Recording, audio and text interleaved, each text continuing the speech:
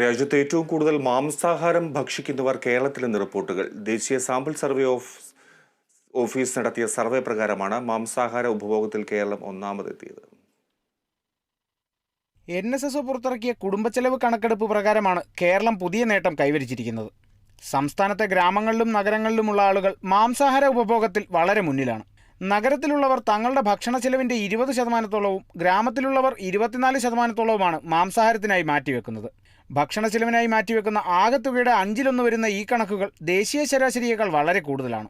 കേരളം കഴിഞ്ഞാൽ പട്ടികയിൽ 2ാം സ്ഥാനത്തുള്ളത് ആസാമാണ്. ആസാമിനെ സംബന്ധിച്ച് ഗ്രാമങ്ങളിൽ തങ്ങളുടെ ഭക്ഷണ ചെലവിൻ്റെ 20%, നഗരങ്ങളിൽ 17%മാണ് മാംസാഹാരത്തിനായി ചെലവഴിക്കുന്നത്. ആസാമിന് പിന്നാലെ ആന്ധ്രാപ്രദേശ്, തെലങ്കാന, പശ്ചിമ ബംഗാൾ തുടങ്ങിയ സംസ്ഥാനങ്ങളും പട്ടികയിലുണ്ട്. 2016 സർവേ പ്രകാരം 5ാം സ്ഥാനത്തായിരുന്ന കേരളം മാംസാഹാര ഉപഭോഗത്തിൽ വലിയ മുന്നേറ്റമാണ് 7 വർഷത്തിനുള്ളിൽ നടത്തിയിരിക്കുന്നത്. സർവേ പ്രകാരം തെലങ്കാനയായിരുന്നു അന്ന് പട്ടികയിൽ 1ാം സ്ഥാനത്ത്. News desk, Kerala vision news.